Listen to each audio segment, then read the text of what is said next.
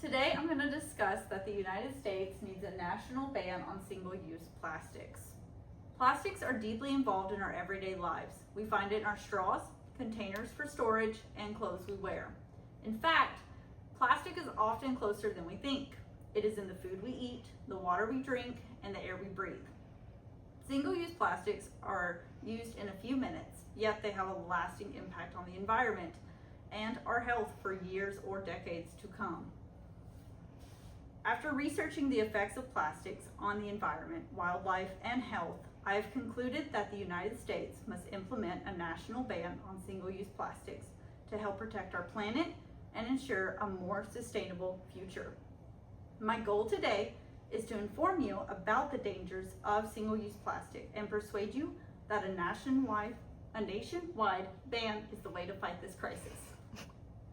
The growing damage from plastics must be addressed, and restrictions need to be implemented before it's too late. First, let's look at the consequences of single-use plastics on the environment, animals within the ecosystem, and our health. The more people rely on single-use plastics, the more plastic pollution increases. An estimated 33 billion pounds of plastic enter the ocean every year. This is shown by the Great Pacific Garbage Patch. This is equivalent to 2 garbage trucks worth every minute. This overwhelming amount of pollution destroys marine ecosystems and can affect the ocean's ability to absorb carbon dioxide. This potentially contributes to and accelerates climate change. Marine life pays the ultimate price for pollution. Over 900 species have been impacted by becoming entangled or ingesting plastic. In 2020, Dr. Warner reported, "We found nearly 1,800 cases since 2009, and 88% of these cases were species that were already threatened with extinction and protected by the Endangered Species Act." These plastics not only hurt wildlife, but it also affects us. As it breaks down from sunlight and ocean waves, it forms microplastics. These are tiny particles that float through the environment until they end up in our food, the water we drink, and in our bodies. This can result in serious health issues, including damage to our reproductive and nervous systems, cardiovascular problems, and kidney damage.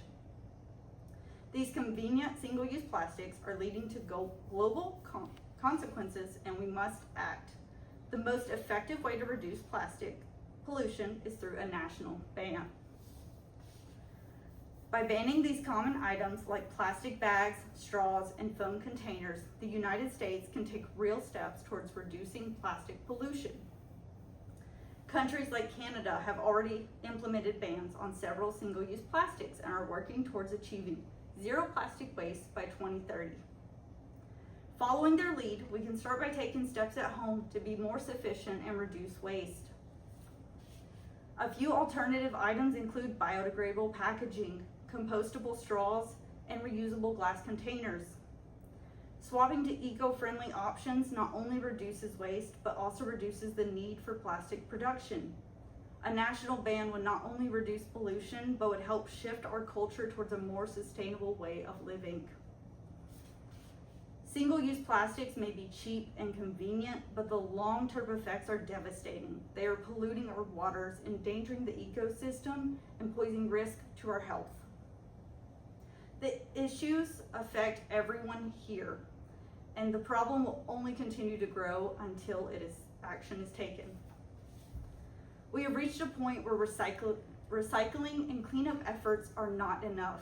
We need to ban them at their source. I urge everyone to support bans on single-use plastic, swap products for environmentally friendly ones, and to speak up on the effects of plastic on our world. In fact, I have included ways to start reducing plastic usage at home.